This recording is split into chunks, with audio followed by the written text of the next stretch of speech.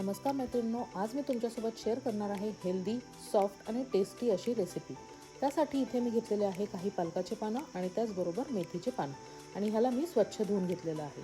पालक आणि मेथी ह्याचं प्रमाण कमी जास्त ठेवू शकता, परंतु पालक थोडासा जास्त ठेवा जेणेकरून आपली रेसिपी छान होणार आहे। आणि हे जे पानं आहेत ते व्यवस्थित बारीक आपल्याला चिरून घ्यायचे आहे। त्याचबरोबर इथे मी घेतलेला आहे मध्यम आकाराचा कांदा आणि तोही बारीक चिरून घेतलेला आहे। लसूण आणि हिरवी मिरचीची पेस्ट, त्याचबरोबर धने पावडर, जिरे पावडर, हवा असल्यास थोडीशी हळदही ॲड करू शकता। आणि इथे मी घेतलेला आहे मीठ, कारण की आपण हिरवी मिरची ठेचून घेतली होती त्यामुळे लाल तिखटाचा मी वापर केलेला नाही। आणि त्याचबरोबर इथे मी टाकलेला आहे 2 चमचे बेसन आणि आपल्याला आता ॲड करायचं आहे गव्हाचं पीठ। तुम्हाला माहितीच आहे की मुलं बऱ्याचदा मेथी, पालक खाण्यासाठी कंटाळा करतात, परंतु त्यांच्या शरीरामध्ये हिरवे पालेभाज्या जाणं खूप गरजेचं आहे। तर ह्या पद्धतीने जर तुम्ही त्यांना पराठा दिला तर त्यांना नक्कीच आवडेल।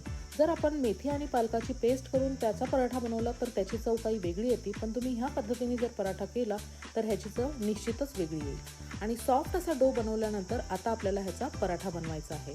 तर मैत्रिणींनो, जसं की आता मी लहान मुलांचं बोलते आहे, तर लहान मुलांना वेगवेगळ्या आकाराचे जर पराठे बनवून दिले तर त्यांना निश्चितच ते आवडतील। तर इथे मी पोळी लाटून घेतलेली आहे आणि ह्याला मध्ये व्यवस्थित असं तेल स्प्रेड करत आहे। तुम्ही हवा असल्यास तुपाचा देखील वापर करू शकता। आणि छान अशी ह्याची त्रिकोणी घडी करून आपण ह्याला लाटून घेणार आहोत। व्यवस्थित तेल किंवा तूप स्प्रेड केल्याने त्याच्या छान अशा लेयर्स येतात आणि खायला अगदी मस्त लागतात। तर ह्या पद्धतीने तुम्ही त्रिकोणी पराठा बनवू शकता। आणि पराठा भाजताना देखील आपल्याला सगळ्या कडा व्यवस्थित अशा तेलाने किंवा तुपाने स्प्रेड करून घ्यायचं आहे आणि ते भाजून घ्यायचं आहे। तर ही पद्धत तुम्हाला जर आवडली तर एक वेळेस नक्की करून बघा आणि तुमच्या कमेंट मला नक्की कळवा की तुम्हाला ही रेसिपी कशी वाटली। मराठी मंच या चॅनलवर मी अनेक वेगवेगळ्या रेसिपी शेअर केलेल्या आहेत, त्या देखील तुम्ही एकदा नक्की पहा। Thanks for watching.